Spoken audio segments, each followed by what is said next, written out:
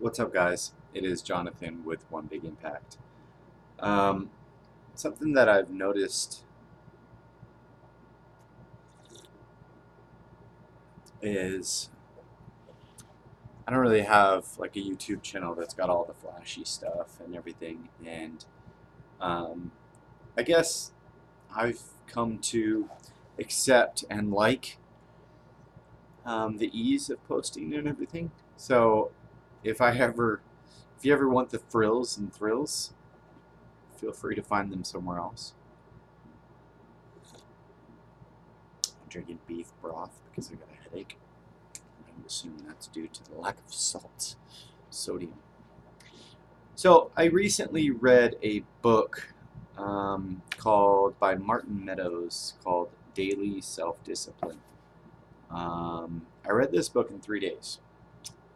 That's by far the fastest I've ever read probably anything. Um, it's only the fourth book I've read in my entire life, cover to cover. I mean, there's like a couple pages at the end I didn't read, and I don't know what the hell they are. They're just like, what are they called? Copyright and stuff. I don't know. I didn't read that, but I read everything else. And the other one is Brian Tracy, No Excuses, and Beyond Positive Thinking. And I'll link all the books in the description below. By the way, whoever had this book before me, because I bought a used book on Amazon, why did you highlight the things you highlighted that didn't even make sense? You highlighted like full pages. Why? This is annoying. It's annoying to read through that. But everybody likes something different, right? I want to talk a little bit about the book and a little bit of things, obviously, some of the things I may be pulling out of the book, but also I want you to understand that a lot of it I was able to kind of understand about myself. So, towards the end of the book, it's a pretty easy read, by the way. Towards the end of the book, I started to realize some things like things it was talking about as far as like, so I'm going to adapt a lot to this to like health and fitness and eating well, and because believe it or not, um, it says everyday habits and exercises to build self-discipline and achieve your goals.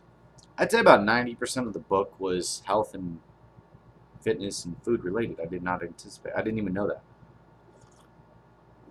So that being said, a couple things towards the end of the book really rang true and were interesting to me, and I thought they would be quite interesting to others. So let me see if I can find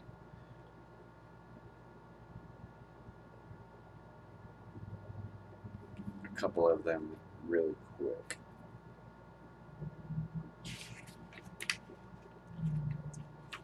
Let's see.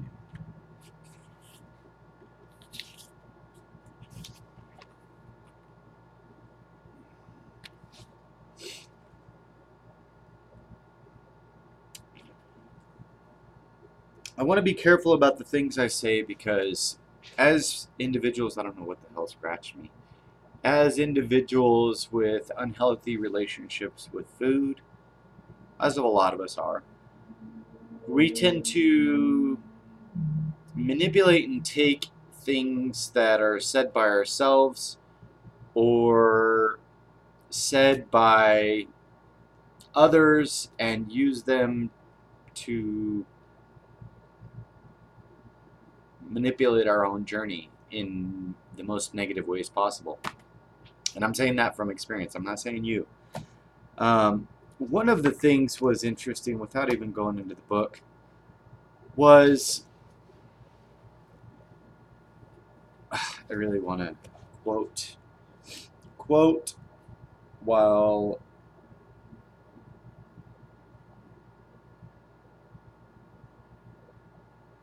Yeah, here we go. So I'm going to actually read this, read for read. Another week has passed.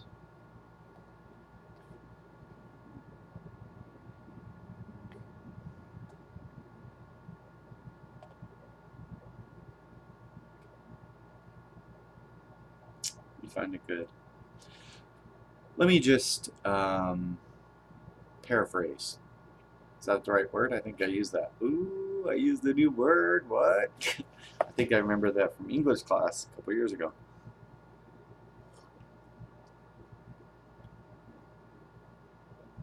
Basically, the gist of the whole understanding of this specific topic that I'm talking about right now is weight loss oriented. Now, we get in this whole cycle of like, it's really easy, and I'm only talking about this stuff because I've experienced a lot of them myself, and I'm sure you have too.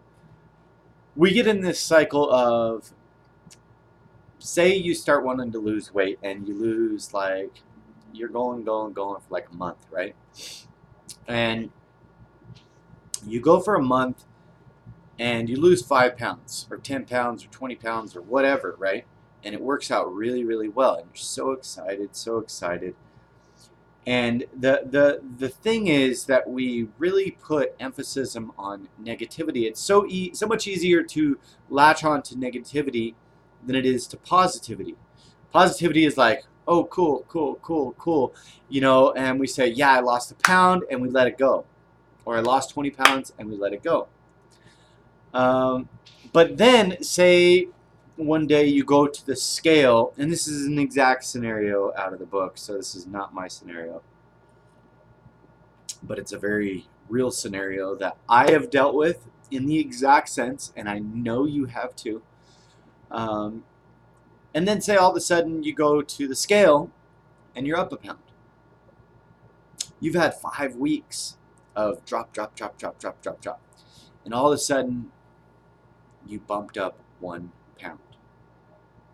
Oh man, it's like World War III in your mind. You are going to hold on to that negativity and you're going to say, you know what, I gained weight, I did this, it's horrible, I've tried so hard, and you just, all of these things catastrophically start going wild in your mind. And while this is happening, if you look back to when you were losing weight, you go, yeah, I lost weight, and you move on. But when you digress, for a lack of better term, and you gain a pound, which isn't a big deal, your body's just fluctuating, you hold on to that and it stirs around in your mind and makes all these, it's almost like a buffalo, or whatever the saying is, the buffalo in a china cabinet, or whatever, a bull in a china cabinet. You go around banging out all that positivity and you kick it all out and you're just like pissed off because you gained a pound and you're negative about it, and you just start shooting that everywhere, and you could literally follow you around for a week and you would be holding on to that. Here's the really big problem with that. It's not bad to understand and feel those feelings, but the problem is that once you're feeling those feelings, a lot of the times you'll just say, screw it, I give up. And instead of focusing on like the future self down the road, and really trying to hone in on what it could be, you figure it's off keister, and then a lot of the times we'll just get completely off track. And some of you may not do that, okay? But I am damn sure that you thought about it and it really messed you up, and you hold on to that negativity so much harder than you did the positivity. And it's a really bad thing to do, because the problem with that is, if you step back from that pound, okay, and it's so funny because if you lost 10, but then you gain back 1, it's like, 10, 1, but that 1 holds so much more weight than the 10, and it makes no sense whatsoever. So by doing that, not only could it catastrophically just fall apart and you start eating bad again or whatever, but if you take a step back and work on just thinking about the whole scenario and actually what it meant as far as, could it be water? Could it be a different time of the day that you weighed in? Could you need to go to the bathroom? Could your body just be fluctuating? Could you potentially reevaluate what happened? Maybe you could use this as a positive spin. Hey, was I slipping a little bit? Could I just go dive back into everything that I was doing a couple weeks ago? Do I need to reevaluate and kind of fix, something a little bit so that I can keep moving forward with my goals? Instead of, oh, you're horrible, you screwed up, you did this, you did that. You can't talk to yourself like that, because here's the thing. If you had a friend that you loved dearly and they were on a weight loss journey and they were focusing really good and they were exercising, they were doing really good, and then all of a sudden they gained a pound and they came to you and it was like the world's worst thing to them, you would probably empathize with them and say, or just it would be silly to you, because you know how hard they're working and you know that they're on track and you know that they're not a horrible person, they're not eating bad, because they don't go out with you and they don't hang out with you or anything. So the reality is, it's silly for them, aka you, to be thinking those things so negatively. So sometimes it helps to think about like yourself 3 months down the road, if you were to get off track or if you were not to get off track. So think of yourself 3 months down the road. Say you reevaluated over the course of the next week and then you got that pound off. Your future self would say, man, great job. And your future self might say something like, hey, when you're going through that specific scenario, you could say, hey, maybe we need to drink a little more water.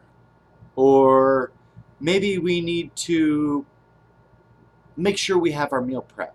Make sure we're spacing out our meals properly. Make sure we don't skip any exercises, or we watch our portions a little bit better, or whatever. You see how those things have like kind of a negative thing? Maybe we should, maybe we should, maybe we should not. Oh my gosh, you screwed up, you've done it again, you're a failure, you're a piece of garbage. Like, you literally, everybody said you were going to fail, this and that. Think about just the tones that you're speaking to yourself with. If you had a friend that was going through that struggle, you wouldn't talk to him like that. So sometimes get out of your own body and imagine talking to yourself like your future self that is not in this current crisis, which it's not a crisis, it's a pound. Or 2 pounds or 5 pounds or whatever. And also think about talking to yourself like a friend or a loved one that would support your healthy way of life, would speak to you, because they wouldn't speak to you like you're speaking to yourself. Sometimes we are the world's worst critics to ourselves, and it's not okay. Reevaluation, focusing on getting a little bit more stringent about what you're doing, all those things are perfectly acceptable. But it really is not the end of the world when you go up a pound. Granted, there's room for a little bit of thoughts and thinking about, what did I do? What did I not do? What should I do? What could I do going forward? But being negative and dragging yourself down and being hurtful to yourself is really unkind. And if you think about it, the scenarios and situations and people that you've had to deal with in your life are probably a lot of that. A lot of unkindness. Whether it's yourself or other people that say they support you, whether it's your family or whatever. Think about those things and think about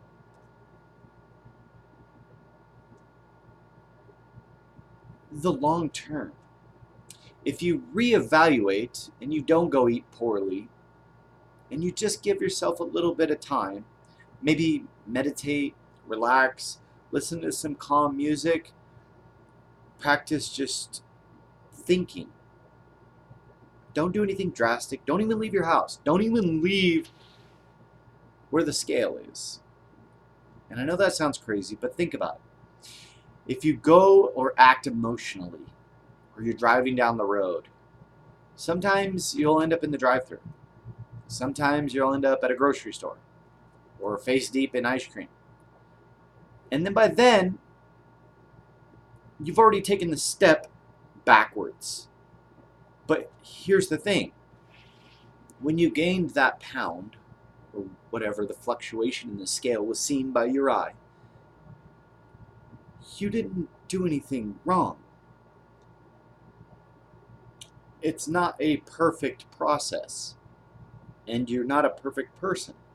And your body, although they're great, and I like to think of our bodies as all uniquely perfect, because in reality, we have stretch marks, we have scars, we have sagging skin, we have unfavorable parts of our body, and that goes for everybody. Some of the most self-hatred people, meaning people with the most body dysmorphia or self-consciousness about their body, are the most beautiful people in the world. You would never think it, but they are. Even more so a lot of the times because they're stared at constantly of having to be that absolute perfection. So don't think that. But what I want you to understand is reevaluation is perfectly acceptable. But like deconstruction of everything that you have done is not reevaluation. That's a really negative step backwards in your evolvement of your healthy journey.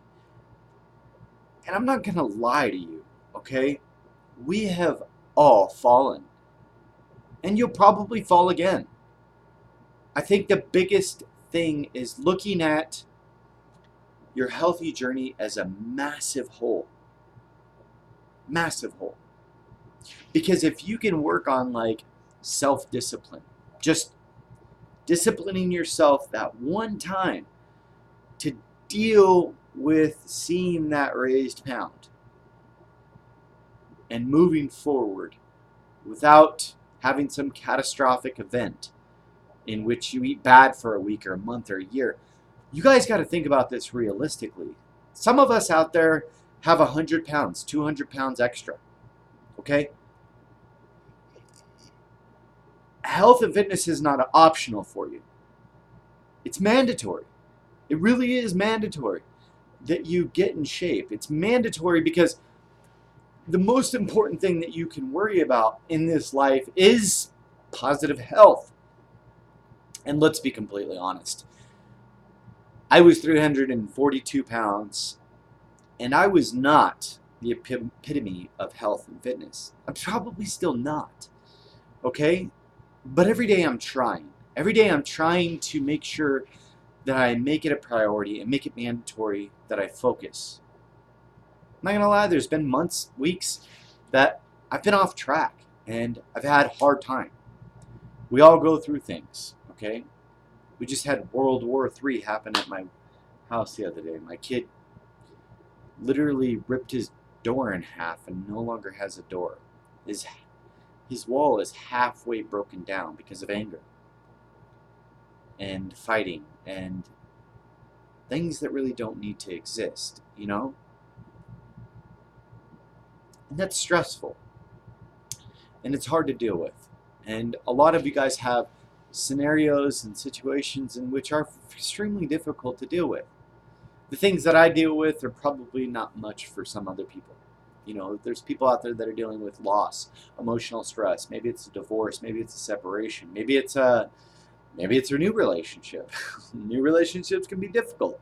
I'm single because I'm scared I'm gonna gain weight. Okay, let's be completely honest. There's so many different scenarios that can stress you out about your healthy journey, and one of them should not be yourself, because there's really only one thing, and this is my thing that I've said. This is not out of the book. there's only one person that you've got to answer to for the rest of your life, and that's you. You're the only person that is guaranteed to be with you for the rest of your life. I don't care if it's husband, wife, mom, sister, brother, aunt, uncle, whatever. It's all irrelevant. Be your own best cheerleader, okay? Learn to be proud of you. Don't worry about what other people think. Yes, it's good. It feels good. I'll be completely honest. When I was running the other day, it's been a long time since I've been social. And I'm not going to say that as an excuse. I'm not trying to speak that more into existence or anything. But the other day, something that was really interesting was I was running. I guess it's been longer than the other day. It was maybe a couple weeks ago. Stephanie hit 3.7 miles, ran, and stopped. And I kept running around her, kept trying to get her to run, kept trying to get her to run. And that day we had to run 5.5 miles. Well, no matter how many times we ran around, we got back to the door of the training facility that I trained her at. And she was done. But I was at like 5.1 miles. And I still had 0.4 miles to go. And I said, I gotta go. I gotta get this done. And I was probably running. I guarantee I run like an 80-year-old man towards the end of my runs. It's really tough for me. And she says, you got this. Keep going. And I'm not going to lie. That was that was probably the one reason I kept going, to be honest. So, knowing that an outside thing can help you, imagine the thoughts that you're having inside. We have an average of 70,000 new, fresh, exciting, or degrading thoughts every single 24-hour period. I think it's important that you are on your own side. You guys, I hope this information helped you. Don't be hard on yourself. If you're new here, check us out on Facebook. Our group is called Healthy Living for Healthy Life. Also on Instagram, One Big Impact. I'll show you. Obviously, it's the channel. One Big Impact. Check us out. Please hit the like button. Subscribe. Click the notifications. Have a beautiful day. Like I said, be stronger than your excuses. Remember to spread love, not hate. Drink your damn water and stay on track. Peace.